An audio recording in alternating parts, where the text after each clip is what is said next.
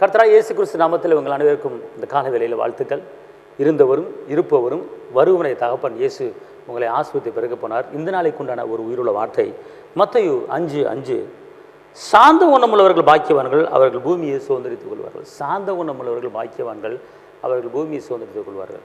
அன்பார்ந்தவர்களே, பூமியை நாம் சுதந்திரிக்கணும். பூமியை நாம் சுதந்திரித்து வாழணும்.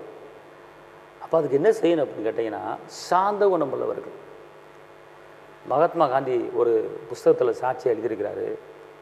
அவரை பேட்டி எடுத்தாங்கன்னா, இப்படி ஐயா நீங்கள் இந்த இந்திய நாட்டுக்கு சுதந்திரம் வாங்கினீங்க, எந்த வகையில் வாங்கினீங்க, அஹிம்சையில் எப்படி சுதந்திரத்தை வாங்கினீங்க அப்படி கேட்கும்போது அவர் சொன்னாராம், நான் பைபிள் படிச்சுக்கிட்டு இருந்தேன். பைபிள் படிச்சுக்கிட்டு இருக்கும்போது மத்தேயு 5ஆம் அதிகாரத்தில் 5ஆம் வசனத்தில் சாந்த குணம் உள்ளவர்கள் பாக்கியவான்கள், அவர்கள் பூமியை சுதந்திரிப்பார்கள் என்ற அந்த ஒரு வசனம் என் இதயத்தை தொட்டுச்சு. நான் அதிலிருந்து நான் அஹிம்சையை நான் கையாண்டேன். போராடக்கூடாது, கத்தி எடுக்கக்கூடாது, நம்ம அஹிம்சையில் போராடி பொறுமையாக நம்ம இந்திய நாட்டுக்கு சுதந்திரத்தை வாங்கணும்னு சொல்லி அதுக்கப்புறம் தான் உப்பு சத்தியாகராக அமைதியாக அவர் போராடினார். பார்த்துக்கொள்ளுங்க. காந்திக்கு வெள்ளைக்காரங்க சுதந்திரத்தை கொடுத்துட்டு போயிட்டாங்க இந்திய நாட்டுக்கு. சரிங்களா?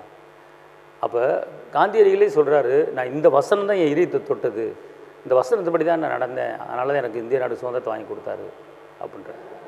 அப்போ அதே போல் இன்றைக்கி நீங்களும் சாந்த குணமாக இருந்து பாருங்கள், பூமியை சுதந்திரிப்பார்கள். அன்பாக நடந்து பாருங்கள், பூமியை சுதந்திரிப்பீங்க. கர்த்தர் அப்படிப்பட்ட ஒரு காரியத்தை செய்ய போகிறாரு. உங்களுக்கு நான் செபிக்கிறேன். தேவனுக்கு மகிமை உண்டாவதாக. தகப்பனே இயேசுவே, நன்றியோடு துதிக்கிறேன், ஸ்தோத்திரிக்கிறேன். இந்த நாளில் உடைய கிருபை கடந்து வரட்டும், உடைய பலன் கடந்து வரட்டும், உடைய அற்புதம் கடந்து வரட்டும், அதிசயம் கடந்து வரட்டும்.